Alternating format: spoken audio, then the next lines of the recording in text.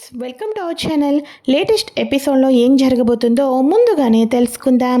Friends, daily serial notification కోసం ఛానల్ని subscribe చేసుకోండి ఫ్రెండ్స్. అండ్ పక్కనే ఉన్న బెల్ ఐకాన్ని క్లిక్ చేసి ఆల్ ఆప్షన్ని సెలెక్ట్ చేసేయండి. ఇక లక్కీ జున్ను ఇద్దరు కూడా దీనికన్నా మన స్కూల్ ఎక్స్కర్షన్ని బెస్ట్ కదా జున్ను, చాలా బాగా ఎంజాయ్ చేసేవాళ్ళం, ఏంటో వీళ్ళందరూ కూడా ఎందుకు వెళ్తున్నామా అన్నట్టుగా దిగాలుగా కూర్చున్నారు. ఎవరితోనూ ఎవరికి సంబంధం లేదు, ఒక ఆట లేదు, ఒక పాట లేదు అని చెప్పేసి పిల్లలిద్దరూ మాట్లాడుకుంటూ ఉంటే ఇక వివేక్ అయితే వినేస్తాడు. ఏంటి, నేను ఉండంగా ఎంటర్టైన్మెంట్కి కొదవా ఏంటి, ఇప్పుడు మీకు ఆట పాట కావాలి అంతే కదా, మనం అందరం ఎంజాయ్ చేసుకుంటూ వెళ్ళాలి, అదే కదా మీకు కావాల్సింది అని అనగానే అవును బాబాయ్ అవును అని చెప్పేసి పిల్లలిద్దరూ చెప్తూ ఉంటారు. ఇక వెంటనే అప్పుడు వివేక్ ఫోన్లో సాంగ్స్ అయితే పెడతాడు. ఏంటి ఇంకా అలా సైలెంట్గా కూర్చున్నావు, ఇలా రా అని చెప్పేసేసి ఇక జానుని అయితే ముందుకైతే తీసుకొని వస్తాడు. ఇక సాంగ్ పెట్టి జానుతో పాటు చిన్న చిన్నగా స్టెప్స్ వేస్తూ ఉంటే అందరూ చూసి ఎంజాయ్ చేస్తూ ఉంటే దేవయాని మాత్రం వీడిని ఇంత దూరంలో కూర్చోపెట్టినా కూడా ఇద్దరూ మాత్రం ఒకటవ్వకోకుండా అస్సలు ఉండలేకపోతున్నారు కదా అని చెప్పేసి దేవయాని మనసులో తనకు తానే అనుకుంటూ ఉంటుంది. ఇక పిల్లలందరూ కూడా చిన్నగా ఆడుకుంటూ పాడుకుంటూ అంతాక్షరీలతోటి చాలా బాగా ఎంజాయ్ చేసుకుంటూ నవ్వుకుంటూ ఉంటారు. అయితే అక్కడేమో జయదేవ్ కారులో త్వరగా పోనీ డ్రైవర్ త్వరగా పోనీ నువ్వు, వాళ్ళ పరిస్థితి ఏంటో ఇప్పుడు వాళ్ళకి ఏమవుతుందో, దీక్షితులు గారేమో గండాలు వస్తున్నాయి, ఎట్టి పరిస్థితుల్లోనూ కూడా ప్రయాణం చేయకూడదని అన్నారు, వీళ్ళందరూ ఒకే బస్సులో వెళ్ళారు, నాకు చాలా భయంగా ఉంది, త్వరగా పోనీ అని చెప్పేసి వాళ్ళు ఏ రూట్లో నుంచి వెళ్తున్నారో ఆ రూట్లో నుంచి జయదేవ్ కూడా వెళ్తూ ఉంటాడు. ఇంతమంది ఇక్కడ నవ్వుతూ ఆడుతూ పాడుతూ ఎంజాయ్ చేస్తున్నప్పటికీ కూడా లక్ష్మికి మాత్రం ఏదో తెలియని అలజడి. ఎందుకంటే అంతకుముందు తన జీవితంలో జరిగిన బస్సు ప్రమాదాలన్నీ కూడా ఒకటికొకటి గుర్తుకు రావడంతో లక్ష్మి కంగారు పడిపోతూ ఉంటుంది, టెన్షన్ పడిపోతూ ఉంటుంది. అయితే అక్కడ మనీషా వచ్చేసేసి అక్కడ సరియు వచ్చేసేసి బాంబు బ్లాస్ట్ అయితే చేయాలి అని చెప్పేసి అనుకుంటుంది కదా, కాబట్టి మనీషా ద్వారా లైవ్ లొకేషన్ కూడా ఆన్ చేయమని చెప్పేసి అంటుంది.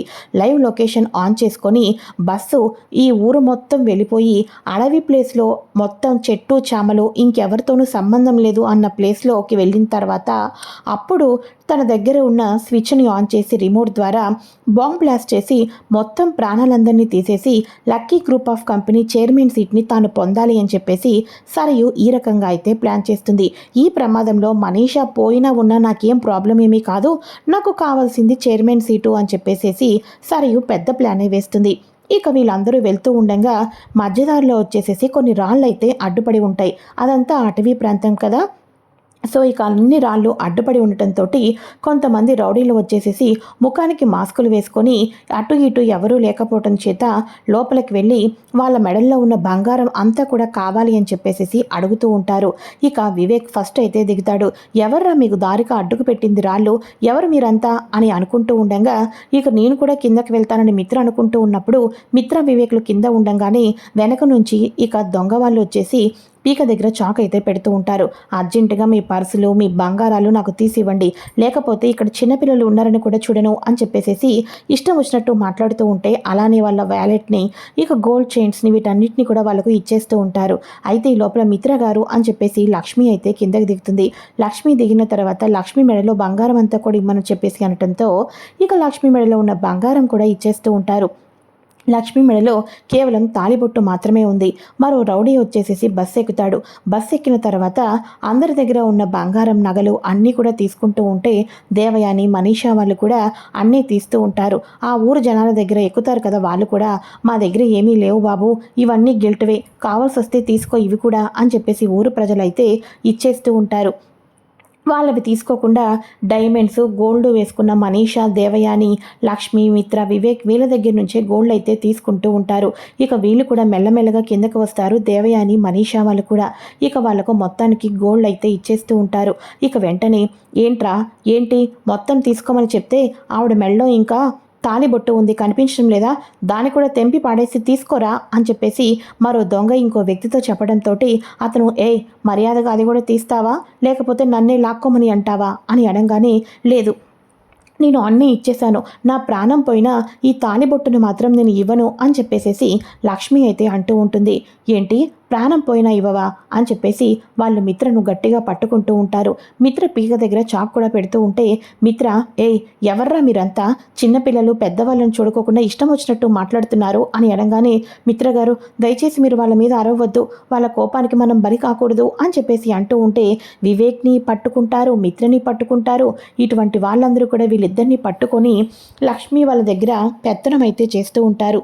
ఇక వాళ్ళు నువ్వు ఇవ్వకపోతే ఆ తాళి కనుక ఇప్పుడు నువ్వు తీయకపోతే నీ భర్త ప్రాణాలు తీసేస్తాం, ఎంత అరచి గోర పెట్టినా ఇక్కడికి వచ్చే నాదుడు ఎవ్వరూ లేరు, నీ భర్త నీకు ప్రాణాలతో కావాలా లేకపోతే తాలిబొట్టు తీయటం కావాలా తేల్చుకో అని చెప్పేసేసి మిత్ర పీక దగ్గర కత్తి పెట్టడం, మిత్రను ఇక ఇబ్బందిగా గురి చేసి అయిపోయింది ఇంకాసేపట్లో ప్రాణాలు పోతున్నాయని లక్ష్మికి బెదరకొడుతూ ఉంటారు.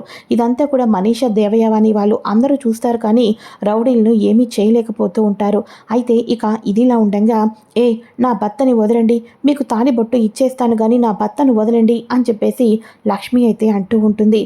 పాపం లక్ష్మి అమ్మ ఎంత మంచిదో, కానీ ఇప్పుడు ప్రమాదంలో ఉంది, మనకేమీ తెలీదు, మనం భయపడుతూ ఉంటే అవతల వాళ్ళు అలానే భయపడుతూనే ఉంటారు, కాబట్టి మనం భయపడకూడదు, వాళ్ళందరి మీద మనం తిరుగుబాటు చేస్తే లక్ష్మి అమ్మ మాంగళ్యాన్ని కాపాడిన వాళ్ళం అవుతాం, పదండి పదండి కిందకి వెళ్దాం అని చెప్పేసి అనగానే సరే అయితే పదండి కిందకి వెళ్దాం అని చెప్పేసేసి ఇక ఊరు వాళ్ళు కొంతమంది బస్సు ఎక్కుతారు కదా, వాళ్ళ దగ్గర గోడు లేకపోవడంతో వాళ్ళని వదిలేస్తారు కదా, ఇక వాళ్ళందరూ కిందకైతే దిగుతారు.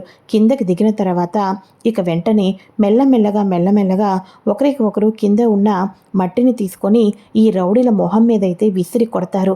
విసిరి కొట్టిన తర్వాత మా లక్ష్మీ అమ్మ మెడలో ఉన్న మాంగళ్యాన్ని పట్టుకుంటావా నువ్వు అని చెప్పేసి అనగానే ఇక వెంటనే లక్ష్మి కూడా అక్కడ ఉన్న బండరాయిని తీసి వాళ్ళ మీదకు ఇసురుతూ ఉంటుంది.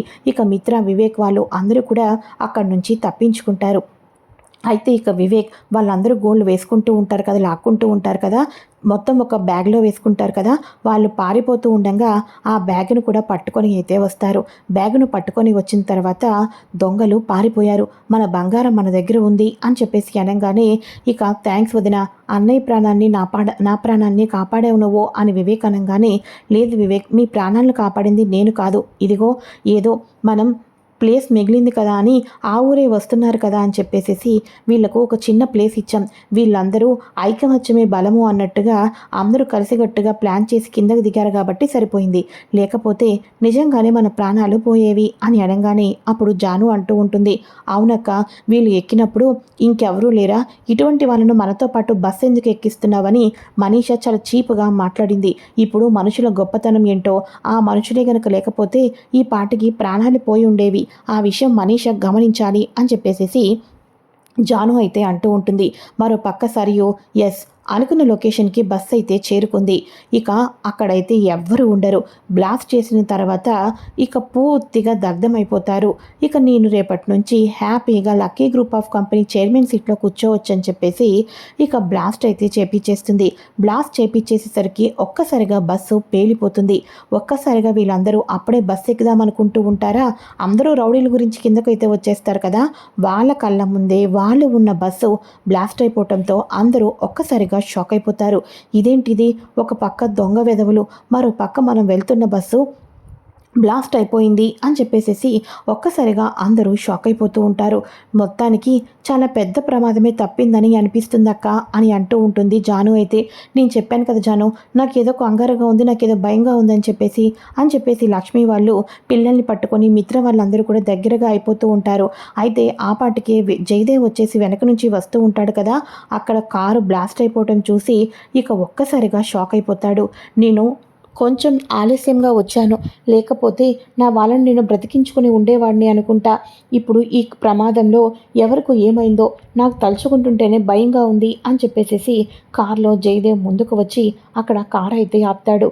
కారు ఆపంగానే ఎదురుగా కొంచెం పక్కనే ఉన్న తన ఫ్యామిలీ అంతా చూసి అమ్మ లక్ష్మి, మిత్ర, జక్కి, జున్ను మీకేం కాలేదు కదూ అని అనగానే మాకేం కాలేదు మావయ్య గారు, దేవుడు కాపాడినట్టుగా కాపాడాడు, మీరేంటి మావయ్య గారు ఇక్కడ అని అనగానే దీక్షితులు గారు ఫోన్ చేశారమ్మా, బస్సులో వెళ్తున్నారంటే ప్రమాదం పొంచి ఉంది, అస్సలు ప్రయాణాలు చేయకూడదు అని చెప్పారు, మిమ్మల్ని కాపాడుకుందామని వచ్చాను, కానీ బస్సు ప్రమాదం అయితే తప్పిపోయింది, ఇప్పుడు నాకు చాలా సంతోషంగా ఉంది, అమ్మ లక్ష్మి అంతా నీ చేతి చలవేనమ్మా, నువ్వు వెళ్ళేటప్పుడు బస్సుకు దిష్టి తీసి హారతి కూడా ఇచ్చావు, కాబట్టి ఈరోజు ఎవరికి కూడా ఏమీ హాని కలగ మాట్లాడుకోకుండా అందరూ ప్రాణాలతో బయటపడగలిగారు అని అనగానే, అవును మావయ్య గారు మీరు చెప్పింది నిజం అని చెప్పేసి జాను కూడా అంటూ ఉంటుంది.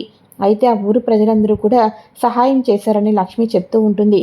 అయితే ఊరు దగ్గరలోనే ఉన్నాం కానీ ఇట్నుంచి వెళ్తే వెళ్ళలేము, ఇట్నుంచి అయితే అడవిలో నుంచి షార్ట్ కట్ ఉంది, ఇటు నుంచి మన అందరం గుడికి వెళ్దాం, చింతపల్లి వెళ్దాం పదండి అని చెప్పేసి అనగానే, ఇక మావయ్య గారు మీరు కూడా రండి అని చెప్పేసి లక్ష్మి చెప్పంగానే, సరే అయితే పదమ్మ వెళ్దాం అని చెప్పేసి అందరూ షార్ట్ కట్లో అయితే చింతపల్లి అయితే వెళ్ళిపోతారు. ఒక్కసారిగా సరయు షాక్ అయిపోతూ ఉంటుంది. తను వేసిన ప్లాన్ బెడిసి కొట్టింది అని చెప్పేసేసి. ఇక లక్ష్మి ప్రాణాలు పోయినా మాత్రం మెడలో తాళిబొట్టు తీయను అని చెప్పేసి అంటుంది కదా. ఆ ఊరు వెళ్ళిపోయిన తర్వాత ఇక అందరూ తెల్లారితే జాతర కాబట్టి ఆరు బయట మంచాలు వేసుకుంటూ హ్యాపీగా మాట్లాడుకుంటూ నిద్రపోతూ ఉంటారు చింతపల్లిలో. మిత్రకు లక్ష్మి మాటలే గుర్తుకు వస్తూ ఉంటాయి. ప్రాణాలు పోయినా కూడా మెడలో మాంగళ్యం తీయను అని చెప్పేసి లక్ష్మి చెప్పింది. మరి అలాంటప్పుడు ప్రాణం పోయిన లక్ష్మి నా గురించి నన్ను మోసం చేసే ఒక స్వభావం కూడా లేదు. అంటే ఆ రోజు ఏదో జరిగిందనమాట. నేను లక్ష్మిని తప్పుగా అపార్థం చేసుకున్నాను. కళ్ళ ముందు నాకు ప్రాణాలైనా ఇచ్చేసే నా భార్య ఆ రోజు కంపెనీ టెండర్లు, షేర్లు అన్నీ కూడా వేరే వాళ్ళకి ఇచ్చేసేసి నన్ను ఒంటరివాణ్ణి చేసేసి వెళ్ళిపోయింది అంటే దాని వెనకాతల కూడా మామ్ చెప్పినట్టు, వివేక్ చెప్పినట్టు ఏదో బలమైన కారణం ఉండే ఉంటుంది. ఆ బలమైన కారణం ఏంటో నేను తెలుసుకోవాలి. లక్ష్మిలో ఎంతో మంచి స్వభావం, మంచితనం, ఇక భార్యగా, ఉత్తమ భార్యగా, అంతేకాకుండా కోడలుగా, గుణవంతురాలుగా ఉంది. కానీ నన్ను మోసం చేసి వెళ్ళింది అంటే నేను నమ్మలేకపోతున్నాను. దానికి అసలమైన కారణం ఎవరు? ఇవన్నీ నేను తెలుసుకొని తీరాలి. ఇంతకాలం లక్ష్మిని తప్పుగా అపార్థం చేసుకున్నాను. లక్ష్మి భారీగా ఉండటం మూలనే నేను జీవితంలో ఇంత ముందుకు కొనసాగగలిగాను అన్న విషయం అయితే మిత్రకైతే అర్థమవుతుంది. ఎందుకంటే ఆ రౌడీల దగ్గర నుంచి మిత్రను పట్టుకున్నప్పటి నుంచి లక్ష్మి ఎలా విడవలలాడిపోయింది, తన భర్త మీద ఎంత ప్రేమను చూపించింది అన్నీ కూడా గుర్తు తెచ్చుకుంటూ ఉంటాడు మిత్ర. అయితే ఇక ఊరు ప్రజలందరూ కూడా ఉదయాన్నే మన దగ్గర జాతర జరగబోతుంది, అమ్మవారికి అంగరంగ వైభోగంగా జాతర జరగబోతుంది, మీరు అందులో పార్టిసిపేషన్ చేయాలి అని చెప్పేసి ఇక ఊరు వాళ్ళు చెప్పేసి వెళ్ళిపోతారు. ఇక వెంటనే మార్నింగ్ అవుతుంది. మార్నింగ్ అవ్వగానే వీళ్ళందరూ కూడా టెంపుల్ దగ్గరకైతే చింతపల్లిలో వెళ్తూ ఉంటారు. అక్కడికి వెళ్ళిన తర్వాత ఇక అందరూ అయితే పూజలో కూర్చోవటం జరుగుతుంది.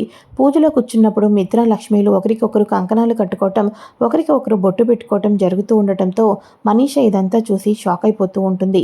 ఇక మిత్ర, నా లక్ష్మికి ఏం జరిగింది, లక్ష్మి ఎందుకని చెప్పేసేసి నా నుంచి దూరమైంది, ఇవన్నీ నేను తెలుసుకోవాలి అని అనుకుంటూ ఉంటే భాస్కర్ కూడా ఆల్రెడీ ఊరు వదిలి వెళ్ళిపోతాడు కదా. ఊరు వదిలి వెళ్ళిపోయిన భాస్కర్ చింతపల్లిలోనే ఉంటాడు. చింతపల్లిలోనే ఉన్న భాస్కర్ ఊరు నుంచి మిత్ర, జయదేవ్ వీళ్ళందరూ కూడా వచ్చారు అని చెప్పేసేసి జాతరలోనే తెలుస్తుంది. ఏంటి, లక్ష్మి వాళ్ళ ఊరు ఇదనమాట, వీళ్ళందరూ జాతరకు వచ్చారా, ఇప్పుడు వీళ్ళ కంట పడాలా వద్దా అన్నది ఆలోచిస్తున్నాను. ఎందుకంటే మనీషా కూడా ఉంది. వీళ్ళు ఊరు వదిలి వెళ్ళే లోపల ఎలాగైనా సరే నేను మిత్రా సార్ని, అలానే నా చెల్లెలు లక్ష్మిని కలవాలి. మనీషా కంట ఎట్టి పరిస్థితుల్లోనూ కనబడకూడదు అని చెప్పేసి భాస్కర్ అయితే ఆ ఊర్లోనే ఉంటూ వీళ్ళు వెళ్ళే లోపల, ఈ జాతర జరిగే లోపల మిత్రలక్ష్మితో మాట్లాడాలి అని చెప్పేసేసి అనుకుంటూ ఉంటాడు. మరి వీళ్ళు ఊరు నుంచి వెళ్ళే లోపల మిత్రకు అయితే నిజం చెప్పేయబోతున్నాడా? ఈ ఊరు జాతరకు వచ్చిన తర్వాత లక్కీ ఎవరో కాదు తన కన్న కూతురే అని చెప్పేసేసి మిత్ర తెలుసుకొని లక్ష్మిని భార్యగా అంగీకరిస్తూ జీవితాంతం నువ్వే నా భార్యవు, ఇప్పటికే కాదు 7 జన్మలకు నువ్వే నా భార్యవి అని చెప్పేసేసి అంత ఆనందాన్ని పొందబోతూ ఉంటే ఇక మనీషా ఏం చేయబోతుంది? కనబడకుండా ఉన్న అరవిందను మనీషా ఏం చేస్తుంది? వీళ్ళిద్దరికీ నిజం తెలిసిపోయి మళ్ళీ దాంపత్య జీవితం ప్రారంభిస్తే మనీషా పరిస్థితి ఏం కాబోతుంది? ఒకే ఊర్లో ఇప్పుడు వీళ్ళందరూ ఉన్నారు. భాస్కర్ అన్నయ్య కూడా ఉన్నాడు. భాస్కర్ అన్నయ్య ద్వారా అతిపెద్ద నిజం తెలుసుకోబోతున్నారు లక్ష్మీ మిత్రలు. అయితే ఆ తర్వాత రానున్న ఎపిసోడ్స్ మరింత ఇంట్రెస్టింగ్గా ఉండబోతున్నాయి కాబట్టి తప్పకుండా ఇన్ఫర్మేషన్ ముందుగా తెలుసుకోవాలి అనుకుంటే ఫ్రెండ్స్ ఛానల్ని సబ్స్క్రైబ్ చేసుకొని పక్కనే ఉన్న బెల్ ఐకాన్ని క్లిక్ చేసి ఆల్ ఆప్షన్ని సెలెక్ట్ చేసేయండి. Thanks for watching friends. Bye. Welcome to our channel.